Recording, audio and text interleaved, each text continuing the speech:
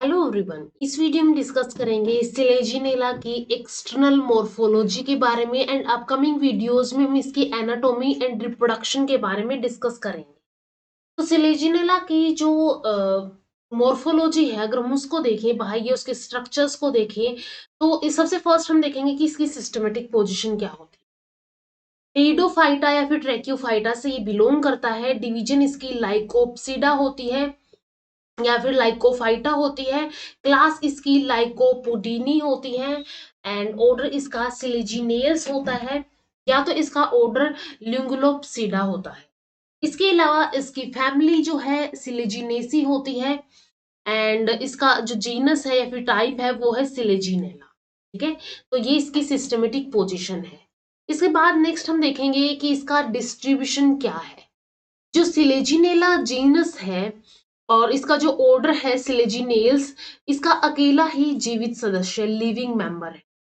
इसकी लगभग 700 स्पीसीज पाई जाती है, जो प्राय संसार व्यापी यानी वर्ल्ड वाइड इन डिस्ट्रीब्यूशन ये होता है। इसकी जो अधिकांश जातियां है वो उष्ण प्रदेशों यानी कि ट्रॉपिकल रीजन्स के अंदर उष्ण प्रदेशों से अधिक वर्षा वाले भागों के नम व छायादार यानी मोइस्ट एंड शेडी प्लेसेस पे पाई जाती है। ठीक है, ये कहाँ पाई जाती है? जहां पे ज्यादा बारिश होती है, मोइस्ट एंड सैडी प्लेसेस होते हैं, उन जगह पे ये ज्यादा पाई जाती है। और इसकी कुछ जातियां हैं या फिर स्पीसीज है वो टेम्परेट और जो ड्राई क्षेत्र होते हैं उनमें पाई जाती है। इसकी कुछ जातियां जो है वो सूक्ष्मोद्भिद यानी कि जीरोफाइट्स होती है, जिसमें कि सिलेजिनेला रूपोस्ट्रिट हो गया या फिर सिलेजिनेला लोपिडोफिला हो गया। तो ये सब क्या होती है? ये जीरोफाइट्स होती है। और ये जो जीरोफाइट्स है ये क्या होती है? ये रिसर्क्यूलेशन इनके अंदर पाए जाते हैं, यानी कि इनके अंदर पुनर्जीवित होने वाले पौधे होते हैं।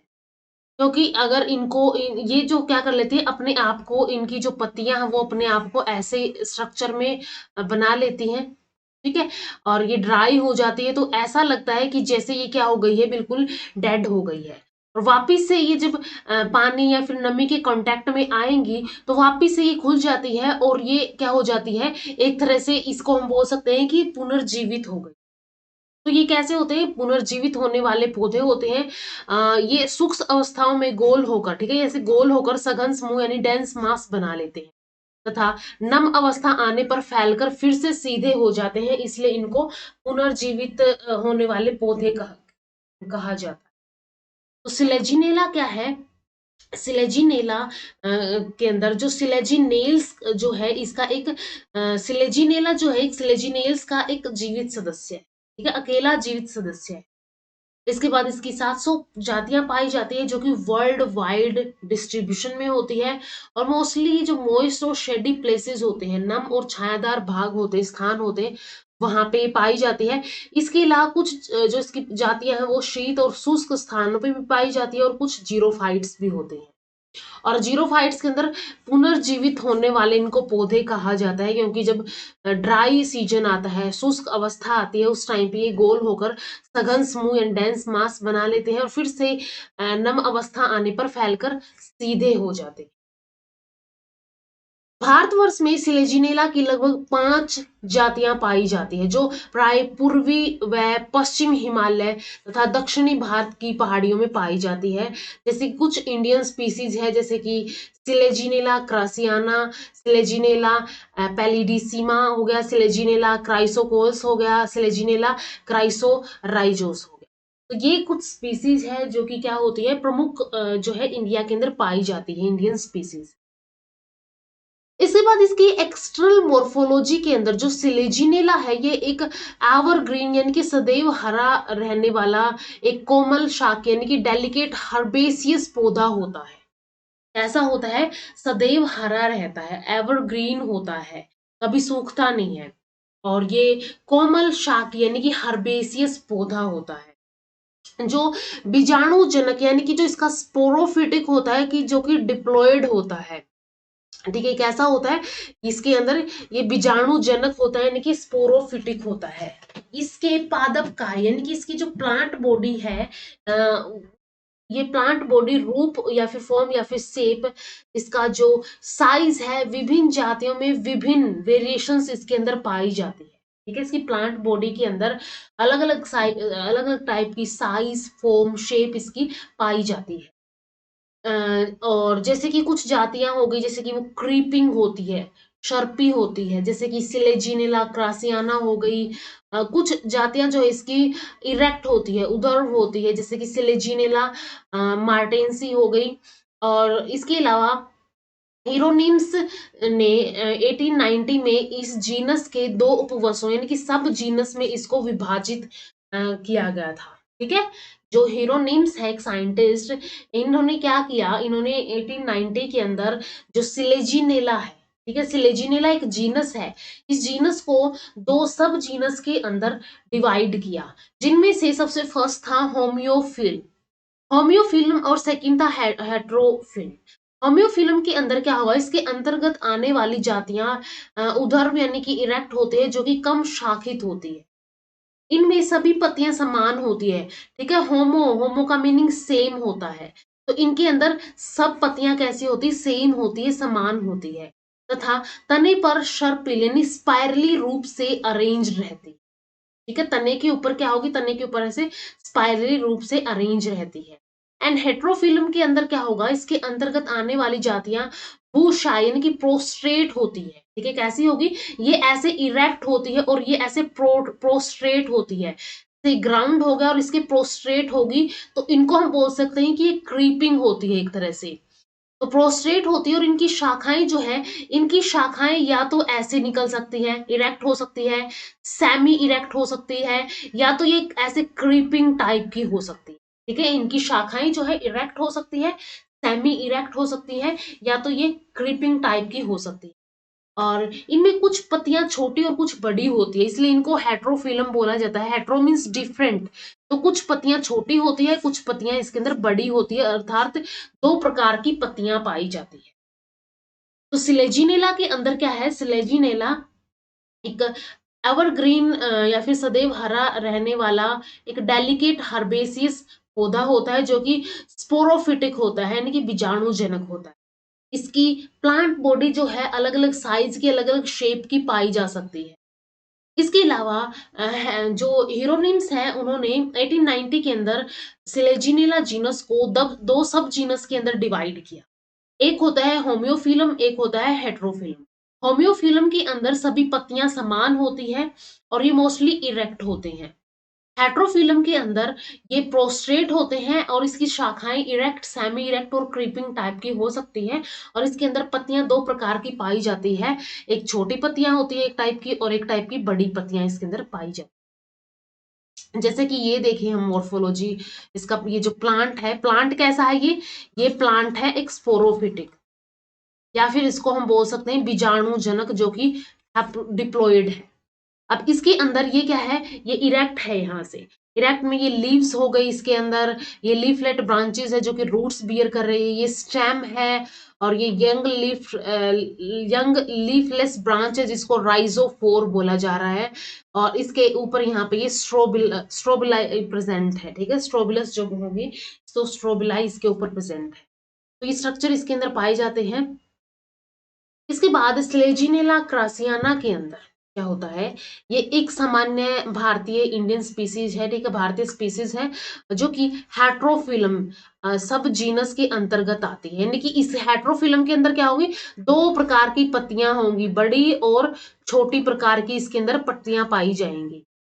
इसका बीजाणुजनक यानी कि स्पोरोफाइट पौधा जो होता है, जड़, तने एवं पत्ती एवं राइजोफोर में डिफरेंशिएट होता है।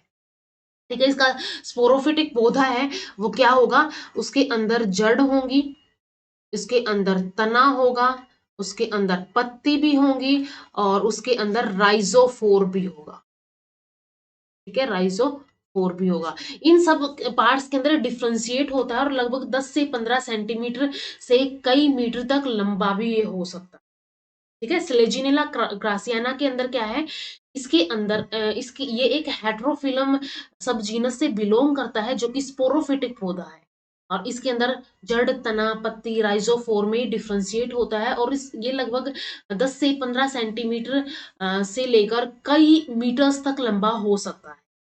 तो सबसे फर्स्ट इसका आता है तना, स्टेम इसकी कैसी होगी। इसमें तना भूशायी यानी कि क्रीपिंग टाइप का, ऐसे प्रोस्ट्रेट टाइप का होता है।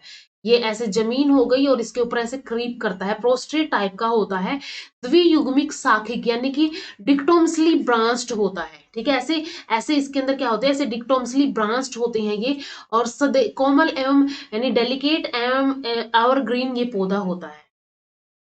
तने का जो अग्र भाग है, इस पर अग्रीय कोशिका यानी कि एपिकल सेल्स पाई जाती हैं और जिनमें इनकी इसकी वृद्धि होती है। एपिकल सेल्स के अंदर इनकी वृद्धि होती है। ठीक है, एपिकल सेल्स ही क्या कर सकती हैं, डिवाइड कर सकती हैं, उनके अंदर वृद्धि होती है। और तने के ऊपर की ओर ऊर्ध्व शाखा यानी कि इरेक्ट ब्रांचेस होती हैं। ठीक है, इसके ऊपर की ओर कैसी होंगी, ऐसे इरेक्ट ब्रांचेस होती हैं तथा निचली ओर राइजोफोर। अब जो नीचे की तरफ निकलेंगी उनको तो राइजोफोर बोला जाता है, ऊपर की तरफ बोला जाता है शाखा या फिर ब्रांचेस। ठीक है, नीचे की तरफ राइजोफोर जड़ें होंगी, ऊपर की तरफ क्या होंगी, ऊपर की तरफ इरेक्ट ब्रांचेस होंगी। इसके बाद ठीक है, तना ये हो गया। तना कैसा होता है, क्रीपिंग टाइप का होता है, डिक्टमसली ब्रांच्ड होता है, सदैव हरा रहता है और इसके अग्र भाग पर अग्रीय कोशिकाएं यानी कि एपिकल सेल्स पाई जाती हैं और इनकी वृद्धि होती रहती है। ऊर्ध्व शाखाएं इनके अंदर निकलती है और नीचे की तरफ राइजोफोर निकलती है, राइजोफोर जड़ें निकलती है।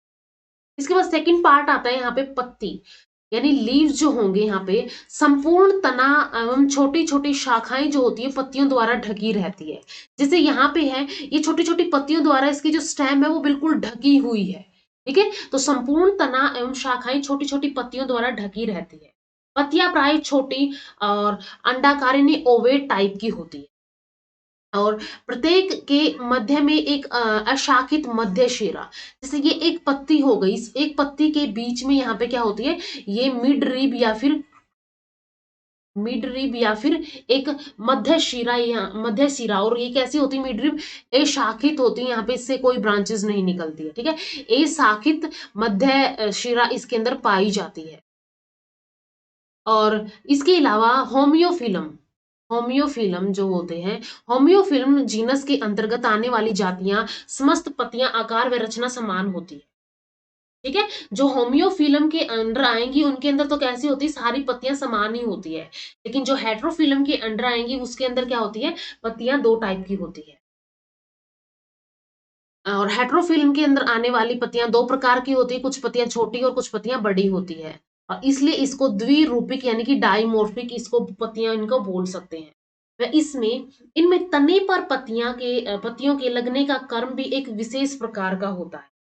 ठीक है, जो हेट्रोफिलम वाली जो सब जीनस के अंदर जो प्लांट्स आते हैं उनके अंदर जो पत्तियां लगती हैं तने के ऊपर, उनके लगने का एक कर्म भी विशेष प्रकार का होता है। ये पंक्तियां स्तंभ पर चार लंबवत व उदर्ग होती है यानी कि लॉन्गिट्यूडनल एंड वर्टिकल होती है, पंक्तियों में लगी होती है। ठीक है, चार लंबवत यानी चार लॉन्गिट्यूडनल और वर्टिकल एंड वर्टिकल, ठीक है, लॉन्गिट्यूडनल होंगी ऐसे और वर्टिकल ऐसे होंगी, ऐसे ही लगी हुई होती है। इन चार पंक्तियों में से दो पंक्तियां बड़ी वेंट्रल पत्तियों तथा इनके दो डोर्सल पत्तियों की होती है। ठीक है, दो कैसी होंगी, वेंट्रल होगी और दो डोर्सल होगी। अर्थात प्रत्येक जोड़े में पत्तियां समान होती है, यानी कि चार हैं तो चार में से दो पंक्तियां कैसी होंगी, वेंट्रल की होंगी और दो पंक्तियां यहाँ पे कैसी होंगी, डोर्सल की होंगी। तो इस वे में यहाँ पे पत्तियां समान रूप से पाई जाती है। तो सिलेजिनेला क्रासियाना क्या है, एक भारतीय स्पीसीज है जो क्या है, हेट्रोफिलम सब जीनस के अंडर आती है। इसके अंदर इसका ये बीजाणुजनक यानी स्पोरोफिटिक पौधा होता है जो कि जड़, तने एवं पत्ती राइजोफोर में डिफरेंशिएट होता है और लगभग 10 से 15 सेंटीमीटर से लेकर कई मीटर तक ये हो सकता है। इसके बाद इसका तना आता है। तना जो है भूशायी यानी कि क्रीपिंग टाइप का होता है, द्वियुग्मिक शाखित यानी कि डिक्टोमसली ब्रांच्ड होता है, कोमल डेलिकेट यानी सदैव एवरग्रीन होता है ये।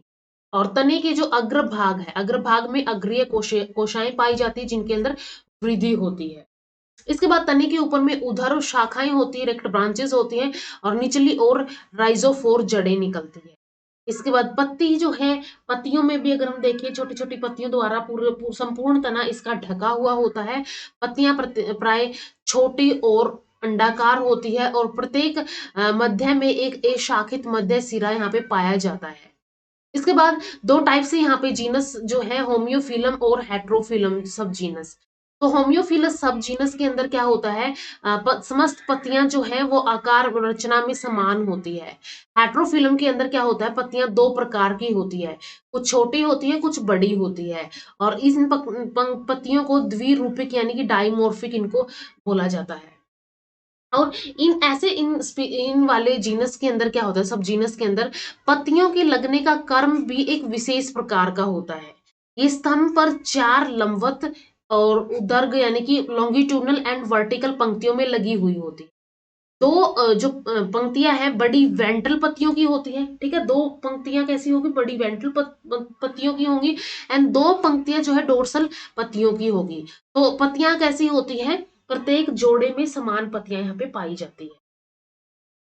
अब सिलेजिनेला की प्रत्येक पत्ती जो है ऊपरी सतह के आधार पर एक आउट ग्रोथ पाई जाती है, ठीक है, इसका जो ऊपरी सतह है वहां पे क्या होगी, एक आउट ग्रोथ यहाँ पे या फिर उधरती पाई जाती है, जिसे लिंग्यूल कहते हैं। ठीक है, ऐसे टाइप से ये क्या होती है, ये थोड़ी सी ऊपर जो इसका अग्र भाग है, ऊपरी सतह है, वहां पे ये लिंग्यूल लेमिना पाया जाता है। परिपक्व लिंग्यूल एक पंख या जीवा के समान ये होता है। इसका आधारीय भाग ग्लोसोपोडियम, ठीक है, ग्लोसोपोडियम होता है, ठीक है, जिसका आधार वाला भाग है वो ग्लोसोपोडियम होगा।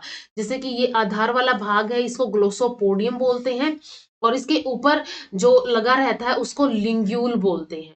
लिंग्यूल के वास्तविक कार्य के विषय में अभी पर्याप्त जानकारी नहीं है, ठीक है, इसका फंक्शन अभी तक पूरी तरह से नोन नहीं है। कुछ वैज्ञानिक इसे जल या श्लेष्म यानी म्यूसिलेज का उत्सर्जन यानी सिक्रेटिंग अंग कहते हैं।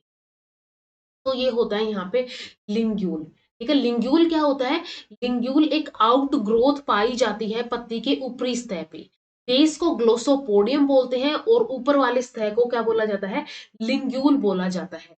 लिंग्यूल का जो फंक्शन है वो अननोन है, और कुछ साइंटिस्ट के अकॉर्डिंग ये जल या फिर म्यूसिलेज का उत्सर्जन या फिर सिक्रेटरी अंग इसको कहते हैं। ये पत्तियों का अरेंजमेंट है इसके अंदर, ये लिंग्यूल यहाँ पे पाया जा रहा है। तो ये पत्तियों का अरेंजमेंट यहाँ पे, ये वेंट्रल लीफ हो गए और ये इसके छोटी वाली डोर्सल हो गई। बड़ी वाली पत्तियां क्या करती है, वेंट्रल रो में 2 की वेंट्रल रोज होती है, एंड ऐसे ही छोटी वाली पत्तियां भी क्या होती है, डोर्सल रोज के अंदर अरेंज हो सकती है। ये वेंट्रल में होती है और ये डोर्सल में अरेंज होती है। इसके बाद राइजोफोर, राइजोफोर एक लंबी रंगहीन, ठीक है, लंबी रंगहीन गोलाकार पत्ती रहित एक मूल टोपी रहित, ठीक है, क्या होती है, एक रचना होती है। Elongated colourless cylindrical leafless and root capless, ठीक है, लंबी होती है, कोई रंग नहीं होता है, गोलाकार होती है, पत्ती रहित होती है, इसके अंदर पत्तियां नहीं होती, तथा मूल टोपी रहित यानी कि इसके अंदर कैपलेस ये होती है, कैप भी नहीं होती है। रचना है जो स्टेम के निचले भाग, स्टेम का जो लोअर साइड है वहां से ये निकलती है, ठीक है, स्टेम के लोअर साइड से ये निकलती है, और ऊपर की ओर जड़ निकलती है तथा अपने नीचे की ओर जड़ धारण करती है, ठीक है, इसको रूट कहा जाता है।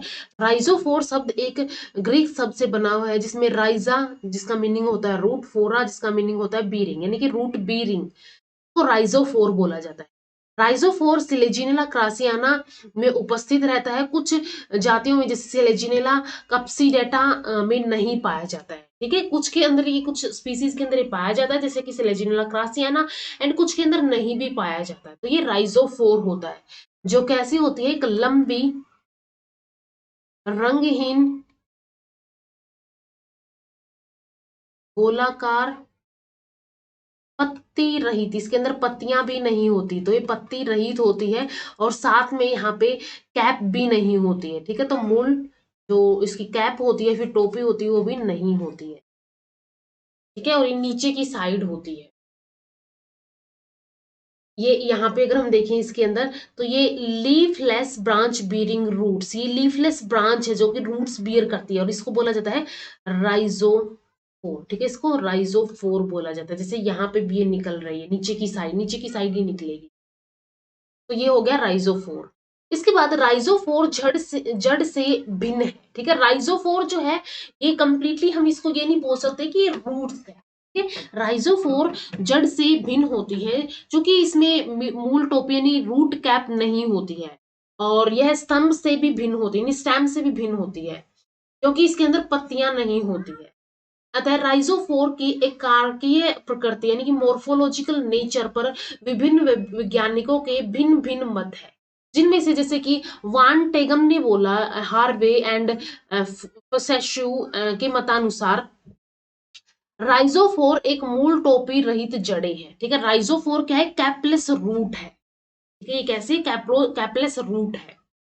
अब इसके अंदर क्या बताया गया कि ये पॉजिटिवली जियोट्रोफिक है, ठीक है, पॉजिटिवली जियोट्रोफिक है और लीफलेस है। इसकी आंतरिक रचना लगभग जड़ की आंतरिक रचना के समान होती है, ठीक है। इसलिए इसको ये क्या हो गई यहाँ पे, इसकी जो मोर्फोलॉजिकल नेचर है, ये एक जो है ये एक मत हो गया कि ये एक मूल टोपी रहित जड़ें हैं। सेकंड पैफर और ट्यू यूब के मतानुसार राइजोफोर एक पत्ती विहीन स्तंभ है, ठीक है। कैसे? एक लीफलेस शूट या फिर स्टेम है, इसमें मूल टोपी नहीं है और इसमें मूल रोमेनी रूट हेयर नहीं होते हैं, और इसका जो ओरिजिन है, इसका उद्भव है वो बहिर्जात यानी कि एक्सोजीनस है। हाँ, इसके बाद नेक्स्ट यहाँ पे बताया गया जो है थर्ड के फोर्थ यहाँ पे बताया गया कि गोबल व बाबर, इनके मतानुसार राइजोफोर न तो तना है न ही जड़ है, बल्कि एक विशिष्ट प्रकार के अंग है, ठीक है। फर्स्ट व्यू के अकॉर्डिंग ये बताया गया कि ये जड़ें हैं, लेकिन ये कैसी हैं? ये रूटलेस जड़ें हैं, या फिर हम बोल सकते हैं कैपलेस जड़ें हैं, ठीक है। जो रूट कैप होती है, कैपलेस जड़ें हैं। सेकंड के अकॉर्डिंग बताया कि लीफलेस शूट है, एंड एक बताया गया कि ये ना तो जड़ें हैं ना ये तना है, ये एक विशिष्ट प्रकार के अंग होते हैं। जड़ जो है सिलेजिनेला में जड़ें सदैव स्थानिक यानी कि एडवेंटिशियस प्रकार की होती हैं, जो राइजोफोर के अग्रीय भाग से गुच्छों के रूप में निकलती है। जैसे यहाँ पे हमने देखा था, तो ये राइजोफोर था, राइजोफोर के जो अग्र भाग है, साइड वाले भाग है, इसके अंदर क्या है? उसके अंदर ये निकलते हैं, तो अग्रीय भाग में गुच्छों के रूप में ये जड़ें निकलती है। तो यहाँ पे हमने बाह्य इसकी जो मॉर्फोलॉजी है, जिसके अंदर इसके अंदर लीफ होते हैं, इसके अंदर राइजोफोर होता है, और इसके अंदर स्टेम होती है, ठीक है। स्ट्रक्चर्स इसके अंदर होते हैं, ये हमने देख लिए यहाँ पे। नेक्स्ट वीडियो में हम डिस्कस करेंगे इसकी एनाटोमी के बारे में, यानी इसका इंटरनल स्ट्रक्चर क्या होगा, स्टेम का स्ट्रक्चर, रूट या फिर राइजोफोर का स्ट्रक्चर, या फिर इसके अंदर लीफ का स्ट्रक्चर क्या होगा, वो हम डिस्कस करेंगे नेक्स्ट वीडियो के अंदर। तो इस वीडियो में इतना ही। वीडियो अगर हेल्पफुल लगी हो तो लाइक कीजिए, शेयर कीजिए अपने फ्रेंड्स के साथ, इन चैनल को सब्सक्राइब कर लीजिए। Thank you so much.